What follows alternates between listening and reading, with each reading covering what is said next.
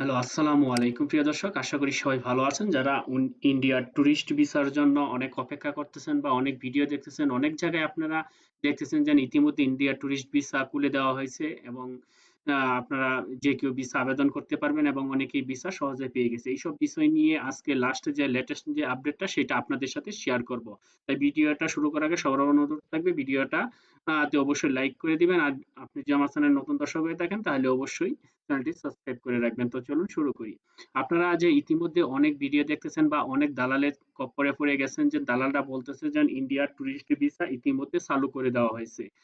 যে কেউ আবেদন করলে টুরিস্ট ভিসা পেয়ে যাচ্ছে এবং আপনাকে অনেক ধরনের উদাহরণ বা লোভ লালসা দেখাচ্ছে যে আপনাকে আকৃষ্ট করতেছে যে ইন্ডিয়ার টুরিস্ট ভিসা চালু হয়ে গেছে, এমুকে পেয়েছে, এমুকে পেয়েছে।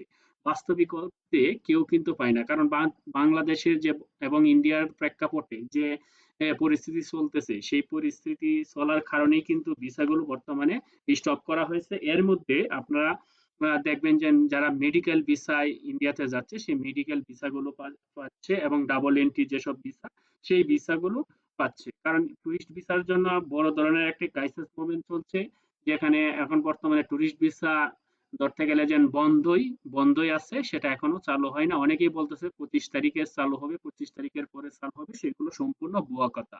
25 তারিখের পরে কোনো ভিসা চালু, টুরিস্ট ভিসা কখনোই চালু হবে না, এটা 100% নিশ্চিত থাকেন। তবে একটা আশা আশা রাখতে পারেন যে 2025 সালে হয়তোবা কোনো একটা ভালো সংবাদ আসতে পারে। এখন বলতে পারেন যে অনেকেই দেখছি যে ভিসা পেয়েছে, তারা যাচ্ছে, আবার অনেকেই যাইতেছে ইন্ডিয়াতে।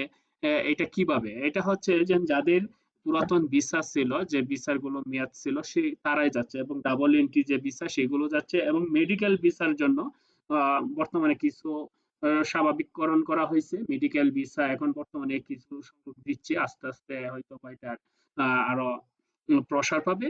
যেন বিগত কিছুদিন পরে যে 25 তারিখের পরে দেখা গেছে যে এটা স্বাভাবিক পর্যায়ে চলে আসবে এবং স্টুডেন্ট ভিসাটাও এরকম ভাবে দিচ্ছে। টুরিস্ট ভিসার ক্ষেত্রে, বিশেষ করে টুরিস্ট ভিসা একদম বন্ধ, টুরিস্ট ভিসা দিচ্ছে না।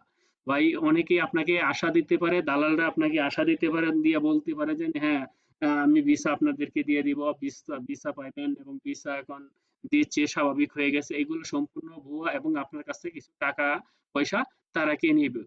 অবশ্যই আপনারা এইসব ফর্ম ফিল আপ করার আগে এবং সম্পূর্ণ বা মানে তথ্য জানার পর, যে সঠিক যে তথ্য সেই ইনফরমেশনটা জানার পর কিন্তু দালালের সাথে এরকম ইয়েতে যায় না। কারণ দালাল চক্ররা কিন্তু টাকা পয়সা খাওয়ার জন্য একটা উৎপেতে আছে। তাই আপনাদেরকে এই আপডেটটা দিতে চাচ্ছি যে টুরিস্ট ভিসা এখন বর্তমানে চালু নেই বললেই চলে।